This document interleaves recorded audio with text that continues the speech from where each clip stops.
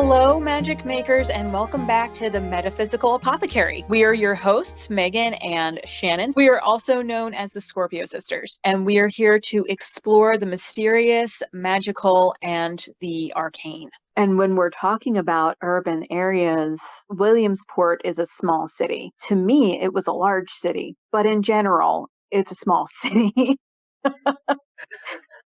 Williamsport is one of those places that is just packed full of magical little pockets of space. They vibrate to a frequency that is just out of alignment with the general physical world. You go in there and your skin starts to tingle. The little crowded bookshop that we like to frequent next to the little coffee place. That was coffee and tea room. Yes, the coffee and tea room. Those places were just out of sync with reality, and I swear they were run by fairies. Go in there and you almost lose time. And that's another magical thing about these spaces, right? Is they feel like you just stand still in time. That happens to me in a museum as well as in a library. But when you go to these urban areas that maybe don't have as many museums, right, finding those businesses that allow you to stop time, to stop being anxious about time, and allow your imagination, your curiosity to just be. These are spaces of perpetual present. There is no future, there is no past, and it's just perpetually the present. It was like that in the cemetery there too. We frequented the cemetery there a lot. Again, one of these little pocket cemeteries in an urban setting, but when you walked in there, it felt like you were in a different space, a different time. And because Williamsport is surrounded by rural area, there was sort of this blending. But yeah, one of the best genius loci in that area was actually the college that we attended. You walk onto the campus and you feel your skin start to tingle. That's the way it always was for me, because I transferred away for about 18 months and it called me back. So we lived in one of the buildings that bordered the quad. When you looked out our window, the sidewalk went through the center of the square and then split off into three, making an algae's rune, this giant rune of protection right in the middle of the campus. That's actually the place where I realized who I was magically and also in terms of my orientation. In terms of suburbia, where I have lived for a lot of my life, for me at least, it's a little harder to access magic. It's a little harder to access genius loci because there's less space for nature or urban sprawl to fully manifest its energy. There are definitely potential spaces within suburbia that can pack a real energetic punch. Sidewalks that lead to nowhere are one of my favorite things ever. Sidewalks that disappear. That only happens in suburbia. Yes, it doesn't happen anywhere else. In suburbia, when a town, a neighborhood is created, they're designed, but so are the streets, and the street patterns are designed. One of the ways that I find genius loci in a suburban setting is simply by walking the streets and trying to picture what the street look like as you're walking them. The pattern you are walking, what does it look like? Does it look like a cove? And is there several coves that are next to each other? So it maybe looks more like a flower.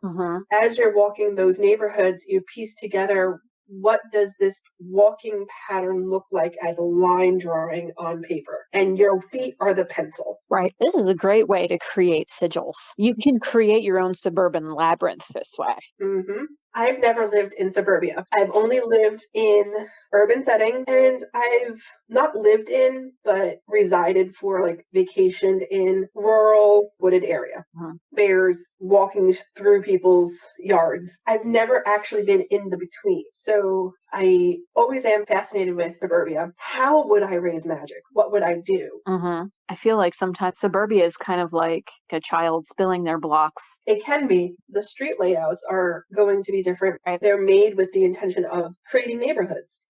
Walking the suburban settings, creating your own sigil or your own labyrinth has always been a way in which to raise and do magic. Labyrinth walking is old. Tens of thousands of years. Yes. Suburban labyrinth, great way to raise energy, great way to do magic. Yep. By the same token, if you do find one of those mysteriously ending sidewalks or a staircase that leads to nowhere, which happens quite a lot too, because they'll tear down the old house and leave the stone staircase. These are spaces where there's almost an open portal in that space. So they're good places to leave offerings. They're good places to charge things. They're good places to enter into a new mindset or a new feeling of energy. You step off of the end of that sidewalk and you step consciously into another vibration or frequency. Maybe you're still on the same plane of existence, but you're consciously stepping into a different vibration of that existence. Mm-hmm. Please do not step off of the stray stone staircase. Yes, if you're going to do that, please do so with caution.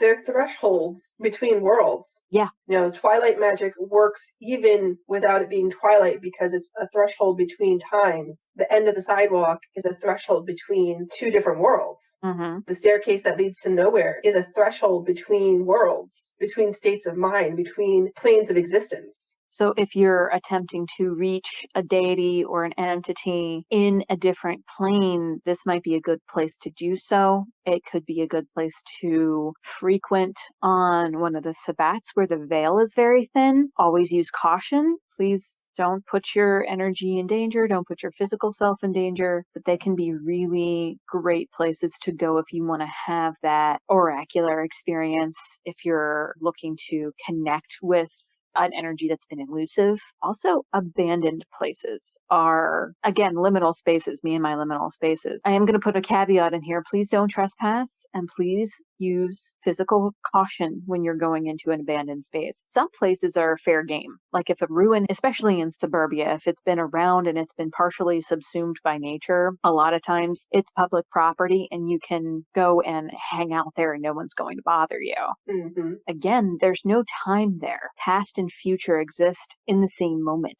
Yeah, it's not so much that it's a place of perpetual present, but it's a place of perpetual past is future, future is past. It's less of the lost time kind of space that the cafe we were talking about is, and more I'm stepping outside of time for a little while. Mm-hmm. I'm not engaging with the time stream right now. There's also an eerie stillness, almost a cold energy that leaks off of spaces like that. Mm-hmm. Try to think of anything like that in rural settings, but the rural ones are usually private property. And they're usually reclaimed by nature pretty quickly. Like I've been in and seen my share of barns, especially that have been reclaimed by nature. There's quite a few hotels and resorts from the beginning of 1900s Mm-hmm. that were abandoned in rural settings. They're still private property, but nature has taken it back. I do know that sometimes if you want to photograph those spaces or do something else with them, study them in some way, you can get permission to go into them. There's nothing in this world that's a liminal space the way an abandoned hotel or resort is a liminal space. Yeah. Dead malls, too, in any setting. Not my favorite place to go, though, even when there's no one around. A dead mall? Yeah. Really? I love a dead mall. Dead malls upset me because I see them as a solution to a population problem, but no one will touch them. That's interesting because I see it the same way, but from the other direction. Imagine the potential that's here. Some malls have been made into micro apartments and it needs to happen more. Mm-hmm. Spaces like that have been abandoned and not necessarily reclaimed by nature immediately. They still look relatively well preserved, and new resorts, dead malls, buildings that have been closed and are maybe in disrepair but still look usable are almost like time capsules. So you can almost time travel if you're allowed to enter them. Mm-hmm. So in urban and suburban areas both, one of the things that we as witches and magical practitioners of all kinds should pay attention to, and a lot of us do, is the wildlife activity. Animal behavior in these areas can be extremely significant because when you see something unusual, it stands out a little bit more than it does in a rural setting, because in a rural setting, kind of anything goes in terms of animals. Unless it's an animal that doesn't belong in that rural setting. But in terms of suburban settings, I've talked about before in other podcast episodes about my encounters with blue jay and how blue jay is native to this area but does not have any business bum rushing my patio doors and singing on top of my gutters and calling out to me and following me down the street as often as they do. Definitely counts as unusual behavior, how often they call out to me and how often I hear them calling when I shouldn't. Owls do that to me. Quite recently, especially after quarantine, I have not seen an owl, but I hear them. Even during the day? But when I start taking my afternoon, late evening walks, I hear them. The sun has not set, but I hear them. That is definitely animal behavior that is odd, because sun is still up. Mm-hmm. But these are things we, as, people attuned to spiritual messages may experience in a more obvious way in a more populated setting. Uh-huh. We have red-tailed hawks near us, and we have one red-tailed hawk in particular who likes to sit in the hedge outside of our apartment building and just call. She'll just call all day long, that siren kind of call that they have. And she likes to buzz the car. We were unloading groceries a couple of weeks ago. We were in the back of my wife's vehicle pulling groceries, and the hawk just buzzed the car. We saw her creamy, soft belly go right past our faces. And it has not happened before or since, but she likes to tease us when we're together. So it's definitely a dual message of some kind. That's all we have on the topic for today. Thank you so much for listening in, and we hope you'll join us again. In the meantime, you can follow us on our blog for some more witchy wisdom, as well as check out some of our original art on Society 6 for secret decor and more. Thank you again for joining us, and go make some magic and live your best life. Bye. Bye, everyone.